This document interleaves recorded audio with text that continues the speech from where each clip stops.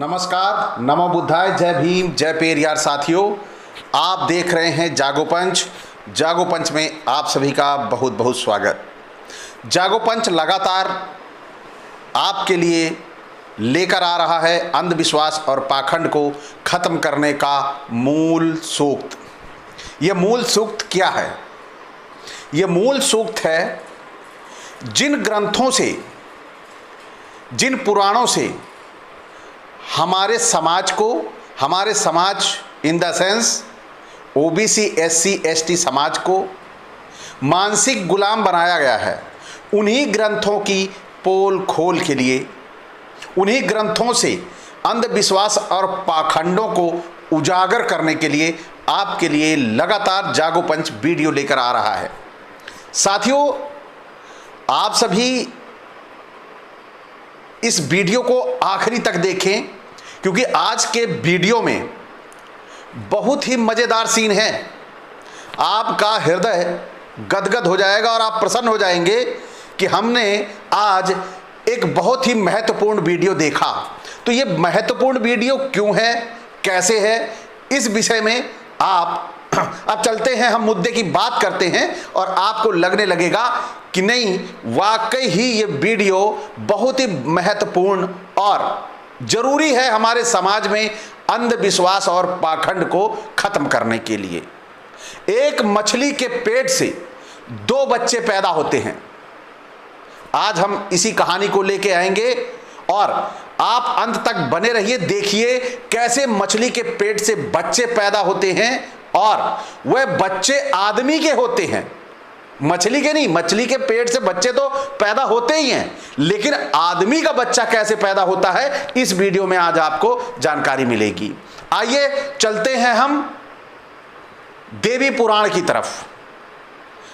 देवी पुराण क्या कहता है? देवी पुराण के जो संपादक हैं हनुमान प्रसाद पोद्दार, चिम्मन लाल गोस्वामी, यह श्री देवी भागवत के संपादक हैं और आज इसी पुस्तक से मैं इन अंशों को लेके आया हूं। और यह भी बता दे दूं, यह अंश क्यों महत्वपूर्ण होने वाला है। यह वीडियो या यह अंश इसलिए महत्वपूर्ण होने वाला है क्योंकि आज का वीडियो 18 पुराण, यानी 1-2 नहीं, इन ब्राह्मणी ग्रंथों के 18 पुराण, महाभारत, श्रीमद् भागवत, ब्रह्म सूत्र मीमांसा की रचना करने वाले व्यास जी के बारे में आज ये वीडियो बनाने जा रहा हूं और आपके सामने है। तो क्यों मैं उनके बारे में वीडियो बना रहा हूं? क्योंकि यहां पर उन्हें हमारे समाज का सबसे बड़ा विद्वान, प्रकांड विद्वान कहा गया कि उन्होंने हमारे समाज को भागवत गीता और 18 पुराण, महाभारत जैसी पुस्तकें दी, जो आज हमारा समाज इसे फॉलो करके अपना जीवन यापन कर रहा है। तो इस व्यक्ति के बारे में जानना बहुत जरूरी है। इस व्यक्ति का जन्म कैसे हुआ, आइए हम चलते हैं इनके जन्म के बारे में जानकारी करने के लिए।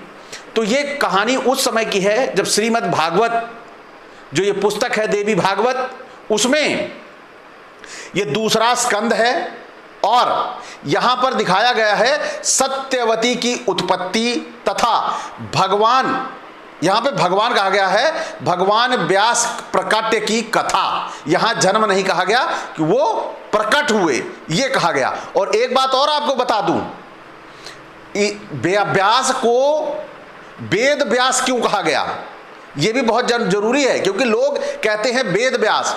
तो यहां पर हम बता दें, इन्होंने जो वेद थे पहले पूरे एक में लिखे हुए थे, इन्होंने उसे 4 भागों में बांट दिया, इसलिए इन्हें वेद व्यास के नाम से भी जाना जाता है। क्योंकि मैं बीच बीच में वेद व्यास बोल दे रहा हूं, तो यह जरूरी हो जाता है कि आपको वेद व्यास के बारे में भी जानकारी दूं कि वेद व्यास क्यों कहा गया इन्हें। तो अब आपको जानकारी हो गई होगी कि यह वेद व्यास के नाम से क्यों प्रख्यात थे।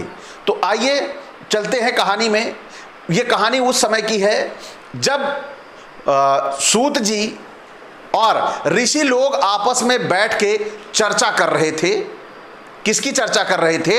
वह सत्यवती की चर्चा कर रहे थे कि सत्यवती कैसे गर्भवती हो जाती हैं जबकि वो कुंवारी होती हैं। उन्हें बड़ा आश्चर्य होता है कि एक महिला जो शादीशुदा नहीं है वह गर्भवती हो जाती है। उसके आश्चर्य को मानकर सूत जी से कहते हैं कि प्रभु इसके बारे में हमें कुछ जानकारी दीजिए, क्योंकि हम इस कौतूहल से परेशान हैं कि कैसे ये हो सकता है। तब सूत जी ने कहा कि ठीक है, जब आप सभी को ऐसा है तो मैं इस कहानी को सुनाता हूं। तो मैं उस जगदम्बिका का नाम लेके, जगदम्बिका जो मंत्र है उस मंत्र का नाम लेके मैं ये कहानी आपको सुनाता हूं, क्योंकि उस जगदम्बिका का नाम लेने पर ही लोगों के बिगड़े काम बन जाते हैं। ऐसा उन्होंने उन ऋषियों को कहा। और फिर आगे बताया कि चेदी देश के एक राजा हुआ करते थे। उन्हें उपरिचर कहा जाता था। उनका राजा का नाम था उपरिचर। वह ब्राह्मणों के बहुत भक्त थे, ब्राह्मणों के उपासक थे, ब्राह्मणों का बहुत सम्मान करते थे और वो दान दक्षिणा में बड़ा भरोसा रखते थे, क्योंकि जब पुस्तकें ही उनकी हैं तो उनको दान लिखने के लिए नहीं लिखेंगे अपने लिए, तो ये पुस्तकें अधूरी रह जाएंगी। तो आइए आगे चलते हैं। ये राजा जो उपरिचर थे ये इंद्र के बहुत बड़े भक्त थे और इन्होंने बड़ी तपस्या करके इंद्र को खुश कर लिया। इंद्र ने खुश होकर जो इनको स्फटिक की, जो एक रत्न होता है स्फटिक मणि का बना हुआ, इनको एक विमान दे दिया। बोले ये विमान ले लो, मैं तुमसे प्रसन्न हूं। भाई अब राजा साहब भी बड़ी खुशी उपरिचर जी उस विमान पर टहल के सारी जगह घूमा करते थे, दान दक्षिणा दिया करते थे।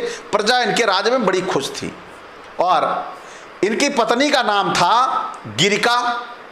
एक बार की बात है, ये अपने घर में बैठे हुए थे तो इन्हें अचानक इनके जो पितर थे उन्होंने जो चढ़ावा चढ़ाने के लिए या मांस के लिए जो भी कहा हो, तो इन्हें कहा कि आप जाके शिकार करके लाइए। और ऋतु, इनकी पत्नी जो थी वह, उसका जो ऋतुकाल था वो चल रहा था, तो वह भी उसी दिन उसका एक व्रत भी था। उस व्रत के कारण वह चाहती थी कि राजा उसके साथ संबंध बनाए, संभोग करें, लेकिन राजा को पितरों का आदेश पालन करना था।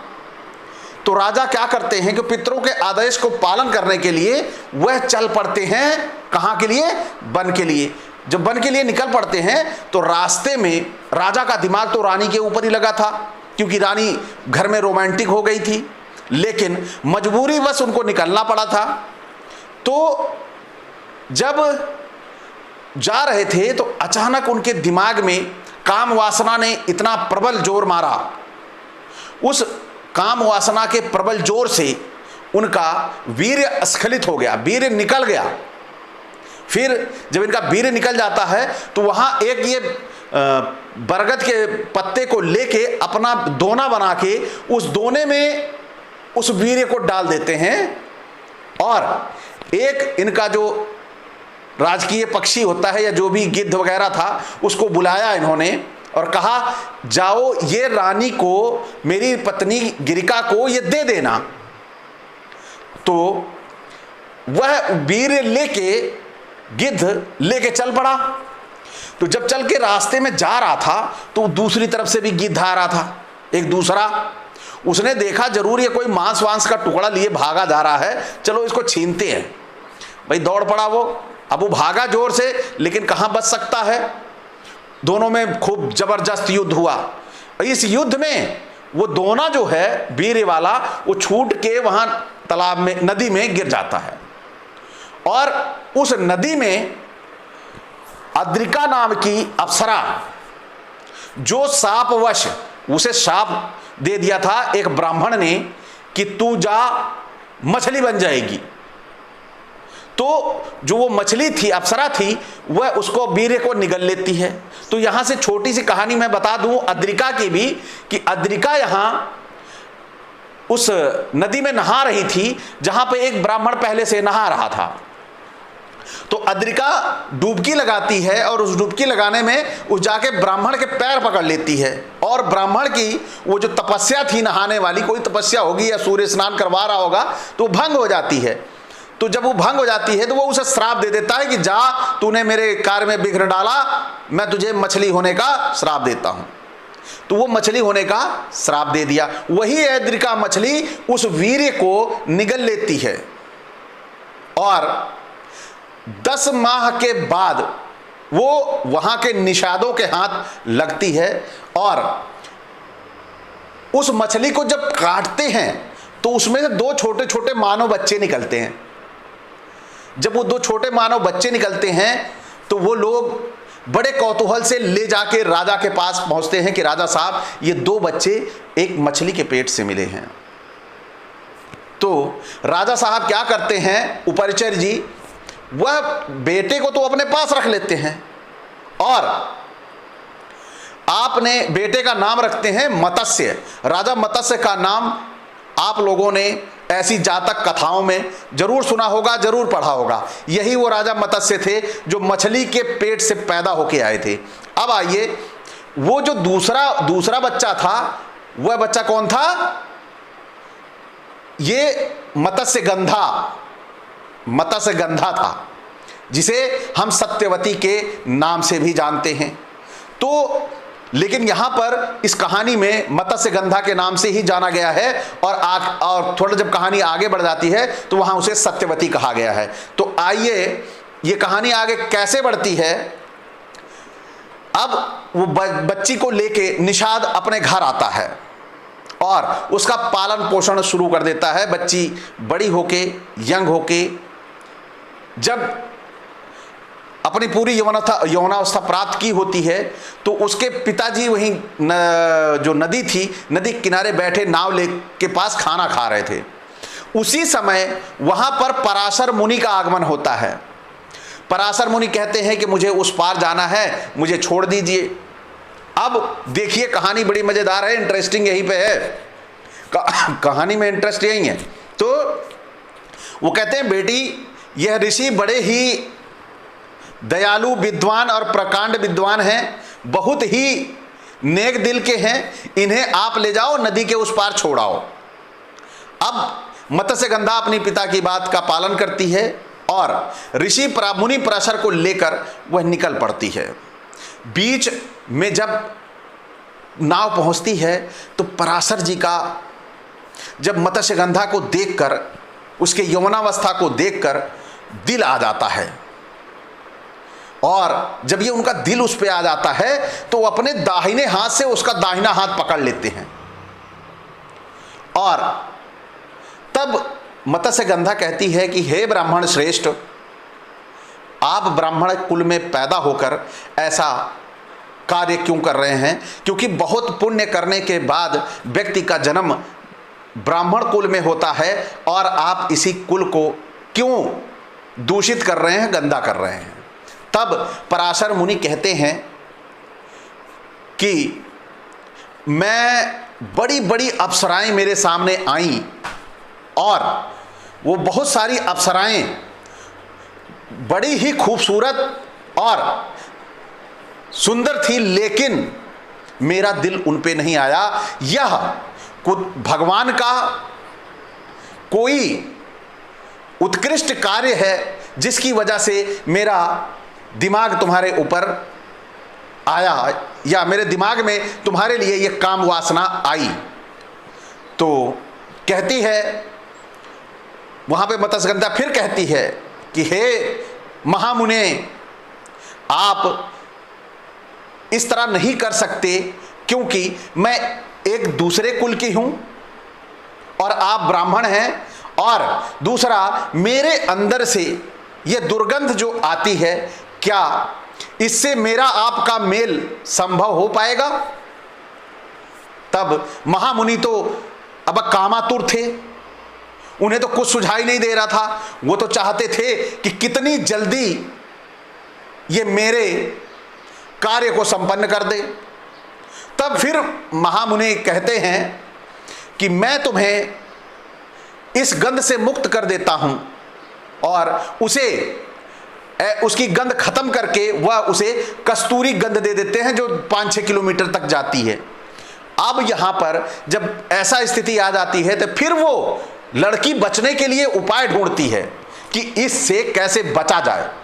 फिर कहती है कि महाराज, आप ब्राह्मण श्रेष्ठ हैं और क्या ये आपको शोभा देता है कि आप दिन में ऐसे कृत्य को करेंगे? दिन में ऐसा कृत्य गलत माना जाता है। तो उस समय भी वो क्या कहते हैं, अपने तेज से वहां पर कोहरा छा देते हैं। कोहरा छाने की वजह से वहां अंधेरा हो जाता है। फिर लड़की ये मत्स्यगंधा नहीं मानती और फिर कहती है कि हे ब्राह्मण श्रेष्ठ, अब ये बताइए आप कि जो मेरे ये साथ आप करेंगे, इससे मेरा कौमार्य भंग हो जाएगा। जब मेरा कौमार्य भंग हो जाएगा तो मैं अपने पिता को क्या बताऊंगी, यानी मैं मेरे बच्चा कंसीव कर जाऊंगी तो मैं उन्हें क्या बताऊंगी, क्योंकि अभी तो मेरी शादी नहीं हुई है। उन्होंने कहा इसका भी मैं आशीर्वाद देता हूं कि तुम्हारा कौमार्य भंग नहीं होगा और जो तुम्हारे बच्चा होगा वह भी किसी को नहीं पता चलेगा। अब फिर वहां पे मत्स्यगंधा कहती है कि हे प्रभु, अगर आप चाहते हैं ऐसा तो विश्व में कभी भी किसी को इसकी जानकारी ना हो। फिर कहते हैं चलिए ठीक है, इसके लिए भी मैंने तुम्हें वचन दिया कि ये किसी को नहीं पता चलेगा। लेकिन कहते हैं कि चलो अगर अब तुम तैयार हो तो तुम और वर मांग लो, मैं तुम्हें और वर देता हूं, लेकिन तुम तैयार हो। तो कहती है ठीक है, जब आप ऐसा चाहते हैं तो आप पहले तो एक काम कर दीजिए कि मेरा कौमार्य जैसा है आज वैसा ही आगे रहे, और दूसरा मुझे वर दीजिए कि मेरी ये जो गंध है ये हमेशा बरकरार रहे, वो दुर्गंध वापस ना आए और मैं सदा जवान रहूं, ऐसा वर दीजिए। अब कामातुर पराशर मुनि कहाँ मानने वाले थे, वो तो उस समय जो मांगती वो दे डालते, क्योंकि उनको तो जोश चढ़ाई हुआ था। और उन्होंने कहा तथास्तु और उसके साथ संभोग किया और खिसक लिए। लड़की मत्स्यगंधा वहां से वापस आती है और 9 माह 10 माह बाद जंगल में आती है और वहां जंगल में उसके पैदा होते हैं, वो बालक पैदा होता है। कौन बालक? बालक व्यास पैदा होता है। और वो बालक व्यास जब पैदा होता है तो वो बड़ा पैदा होता है। तुरंत कहता है कि अब मुझे आदेश करो माँ, मैं निकलूंगा, मुझे बहुत सारे कार्यों को करना है, बहुत सारे कार्यों को निपटाना है। तो यहां पर आप सभी ने देखा कि यह बच्चा व्यास किस गति से विकसित होता है, कैसे पैदा होता है और कैसे अनैतिक व्यभिचार की पैदाइश होता है। और यही अनैतिक व्यभिचार की पैदाइश आज हमें 18 पुराण लिख के दे रही है और महाभारत श्रीमद् भागवत लिख के दे रही है कि इसको पढ़ के आप अपने जीवन की शैली को चलाइए, इसका अनुसरण करिए, अपने जीवन का पालन करिए। और हम बहुत ही मजे से ढोल बजा के, मंजीरे बजाकर इस भागवत कथा को सुनते हैं, महाभारत को सुनते हैं, देखते हैं। क्या हम इतने विवेक शून्य हो गए हैं कि हमें इन व्यभिचार की पैदाइशों के बारे में भान तनिक भी न होता और हम आंखें बंद जो सामने वाला महाधूर्त बताता है उसे हम मानते रहते हैं। आखिर क्यों? अगर हम जरा सा भी देवी भागवत जैसी, श्री देवी भागवत जैसी पुस्तकों का अध्ययन करें तो निश्चित तौर पर हम इस अंधविश्वास और पाखंड से मुक्त हो जाएं। और आप सबसे पहले यह ध्यान दीजिए कि किसी मछली के पेट से मानव का वीर्य कभी कंसीव नहीं हो सकता, लेकिन ये जितने भी ग्रंथ हैं इन ग्रंथों में अमानवीय कंसीव, अमानवीय गर्भधारण लगातार दिखाए जाते हैं और हम चटकारे लेकर इसे स्वीकार कर लेते हैं। मैं ये कह रहा हूं कि यदि कोई भारत में ऐसा श्रेष्ठ प्रकांड विद्वान है, इवन शंकराचार्य, कथावाचक और जितने मठाधीश हैं, आज भी उनके अंदर कुवत है, तो वो किसी एक जानवर से मानव के बच्चे को पैदा कर दें तो मैं मान लूंगा कि इनके ये सभी ग्रंथ जायज हैं, अन्यथा इनके सभी ग्रंथ नाजायज और समाज को गुमराह करने के लिए बनाए गए हैं। तो ऐसे अगर ये सिद्ध कर देते हैं तो मैं नतमस्तक हूं, जो कहेंगे वो करने को तैयार हूं, अन्यथा समाज में इन पुस्तकों को लेके गंद न मचाएं, हमारे समाज को मानवता और प्रकृति की तरफ लेकर चलें, जहां पर ऊंच नीच, भेदभाव और एक दूसरे को धोखा देके, एक दूसरे से धोखा करके जीवन यापन की शैली ना हो। तो साथियों, आज का वीडियो यहीं तक।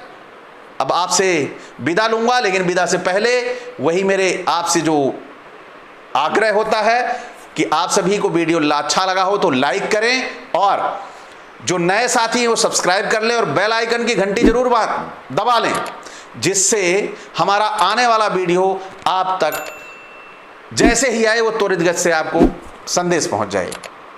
इसी के साथ आपसे विदा, नमस्कार।